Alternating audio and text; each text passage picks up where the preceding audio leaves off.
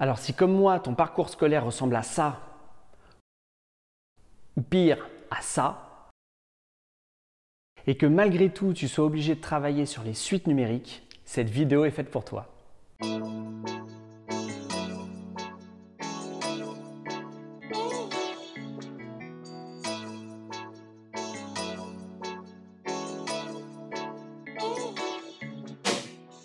Alors pour bien comprendre, imaginons une population de singes qui est installée sur une île volcanique qui est absolument perdue au milieu de l'océan.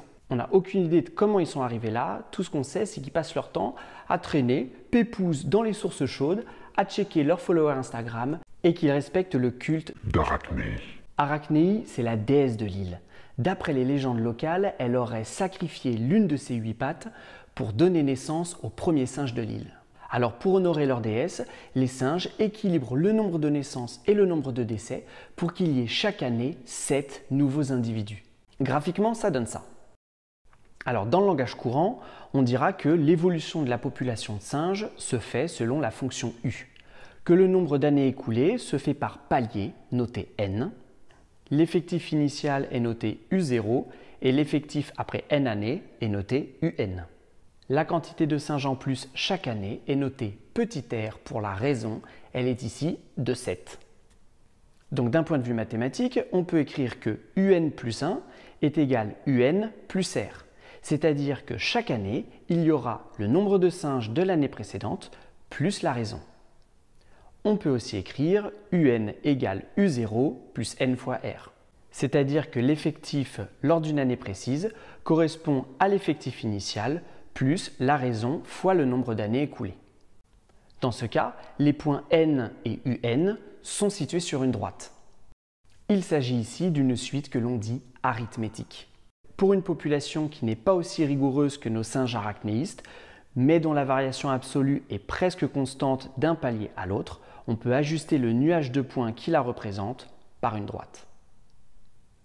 Sur la même île volcanique vit une petite fleur, toute belle, toute mignonne, dont l'objectif est de conquérir le monde et asservir tous les peuples. Pour atteindre son objectif, elle se reproduit aussi vite et autant qu'elle peut. Tant et si bien que la population gagne 50% d'individus chaque année. Ici, on ne peut pas utiliser le modèle linéaire pour modéliser l'expansion de notre petite plante. On va passer par la suite géométrique. On peut écrire UN plus 1 est égal à UN fois la raison Q. Et Q est égal à 1 plus T, T étant le taux de variation, dans notre exemple 0,5. D'un point de vue graphique, on obtient ça. Dans la réalité, on peut ajuster le nuage de points à un modèle exponentiel.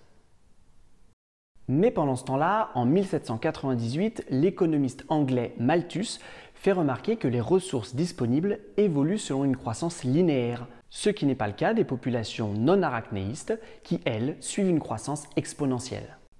Il prévoit qu'au bout d'un moment, les ressources vont devenir insuffisantes. Mais pour éviter ça, il a une solution. Le contrôle des naissances. Et surtout celle des pauvres qui se reproduisent comme des lapins avec l'argent de la couronne. Sympa le mec. Bref, si les prédictions du modèle exponentiel sont réalisables à court terme, elles sont totalement irréalistes sur de longues échelles de temps, notamment en raison de l'insuffisance des ressources disponibles. Sur ce, j'espère que ce petit bout de gâteau mathématique t'est pas resté en travers de la gorge, qui t'a permis de bien comprendre les suites arithmétiques et géométriques. Et je te rappelle que cette vidéo fait partie d'une série où je reprends l'intégralité des chapitres de l'enseignement scientifique au niveau terminal. Donc n'hésite pas à aller voir les autres vidéos, à t'abonner et en attendant, je te souhaite de bonnes révisions.